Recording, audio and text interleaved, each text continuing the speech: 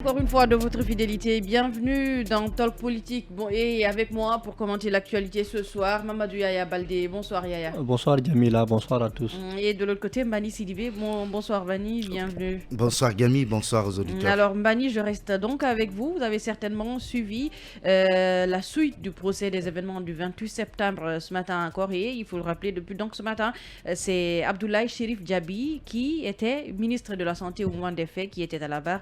Et lui aussi, sans surprise finalement, parce que tout le monde est en train de nier les faits, il a lui aussi nié les faits, parce qu'on lui reproche de faits de négligence dans la prise en charge sanitaire des blessés après le massacre. Oui, effectivement, Diaby, il faut rappeler que c'est le 5e accusé et qui passe à la barre après CC Raphaël Rabat. Il a lui aussi nié les faits. Il a été confronté à des propos de certaines victimes à travers les procès-verbaux, mais il a rejeté en bloc tous ces faits. Et vous savez, dans un tel jugement, c'est à l'accusateur d'apporter les preuves. Fournir les preuves. Je veux parler du ministère public, mais aussi des avocats de la défense. Mais ce qui est important dans cette affaire, parce que nous souhaitons tous que la vérité éclate, vous avez suivi une des questions d'un des avocats qui a parlé de l'actuel directeur général de l'OGP, à la personne de Mandian Sidibé. Et cette vidéo est visible sur YouTube, mais aussi sur d'autres réseaux sociaux, où effectivement cet ancien directeur de l'OGP, Mandian, apparaît et fait des révélations troublantes par rapport à ce dossier. On ne savait même pas que si ce procès pouvait se tenir. Voilà des arguments comme ça. Finalement, c'est comme on pouvait s'y attendre. Il y a tellement de preuves, il y a tellement de personnes citées dans cette affaire-là. Voilà, bien sûr. Parce que quand vous restez uniquement dans les déclarations, dans les affirmations, dans les procès-verbaux, vous avez constaté qu'il y a eu même des accusés. Le cas de Toumba qui a dit finalement que certaines affirmations ont été tronquées et que lui, il s'en tient à ce qu'il est en train de dire.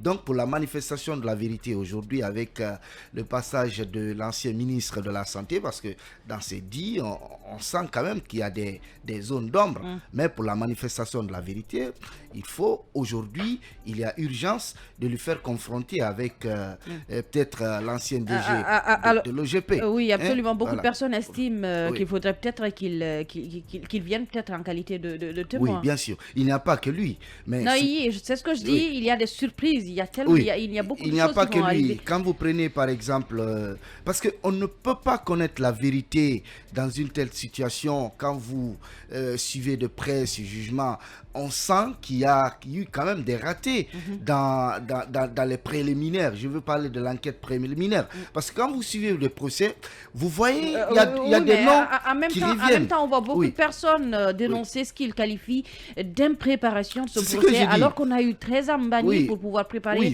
correctement et que ce soit un procès juste qui se tienne. Oui, parce que Gami, vous vous rendez compte qu'il y a des noms qui sont tellement cités, qui reviennent, mais qui n'ont pas été inculpés, et leur présence, par exemple, est obligatoire. Si vous prenez à l'époque des faits, par exemple, on peut, au-delà de l'ancienne DG de l'OGP, faire comparaître à titre de témoin l'ancienne directrice de l'hôpital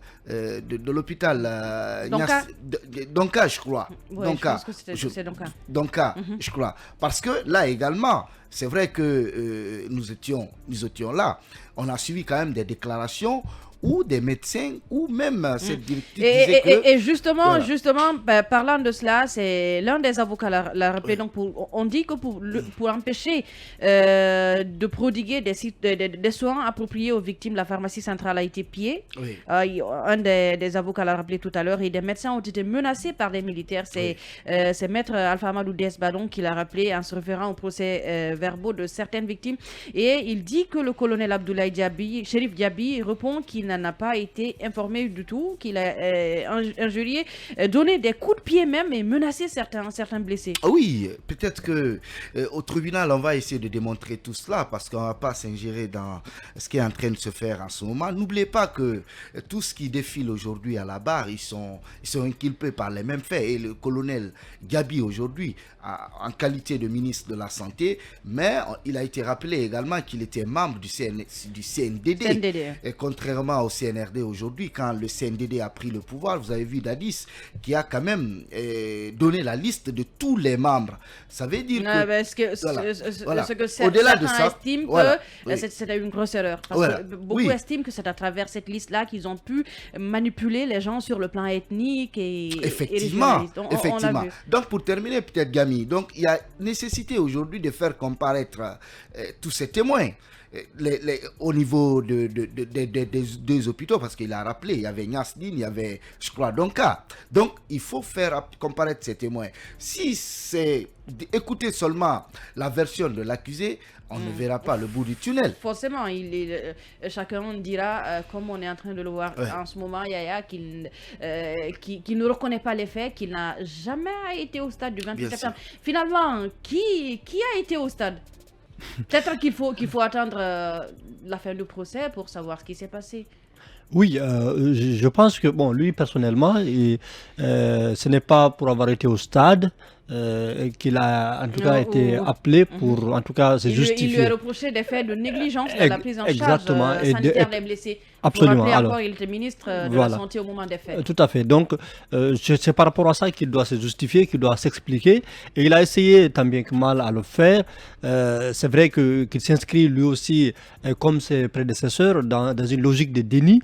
Voilà. Mais c'est quand même lourd. Hein. C'est très lourd voilà, d'endosser des responsabilités, en tout cas comme les faits qui pèsent en tout cas sur lui, sur eux, les co-accusés, je veux dire. Alors, ce sont des faits extrêmement graves. Donc, les assumer, les reconnaître, je pense qu'ils savent qu'il y a des peines lourdes derrière. Voilà, donc c'est assez compliqué. Mais comme l'a dit Mbani, je pense que toutes les personnes qui connaîtraient quelque part la vérité, ou en tout cas qui auraient des informations de près ou de loin dans ce dossier-là, devraient quand même être entendues. En tout cas, ça aiderait naturellement à la manifestation de la vérité. C'est extrêmement important parce qu'il y a des gens qui sont cités par-ci, par-là, mais d'autres qui sont même dans le pays en ce moment, qui sont là. Mais donc, je me dis, ça serait facile de les inviter tout simplement à venir apporter des témoignages, apporter des informations qui vont sans doute aider à la manifestation de la vérité. Je vais donner juste, Gami, un exemple. Juste un exemple. Vous savez, on a vécu les 10 ans du président, l'ancien président Alpha Condé. On a tous suivi pendant les manifestations ici que parfois, même quand les gens sont tirés par balle, parfois à cause de la pression politique, les corps sont refusés dans les hôpitaux. On a vécu ces faits ici. On a vécu même cette nuit où des corps ont été refusés dans des non, il n'y a pas qu'un seul exemple. Même des blessés graves.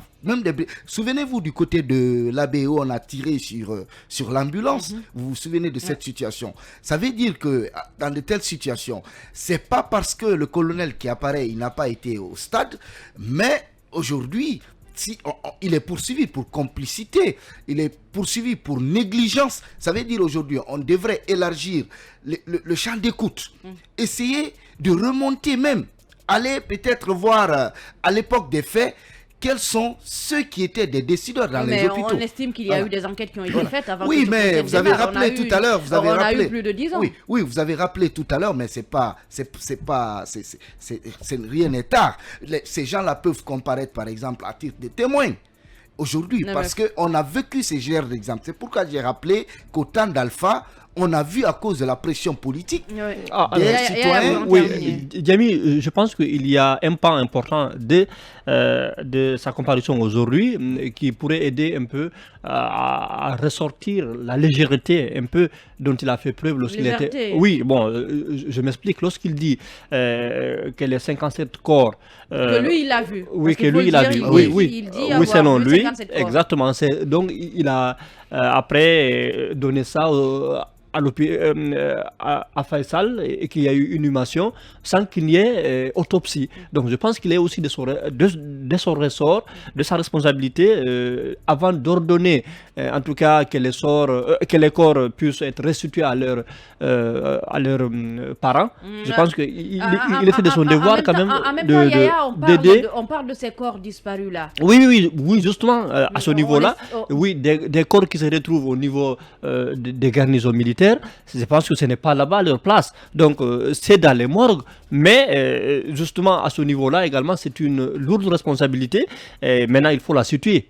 Le problème de ces fausses communes, on apprend aussi que ça existe. Oui, justement, on ne sait pas encore comment, et dans quelles conditions, dans quelles conditions et dans quelles circonstances. Ils ont même été transférés parce qu'on sait. Et les ordres, et qui avait donné des ordres, s'il y en a eu.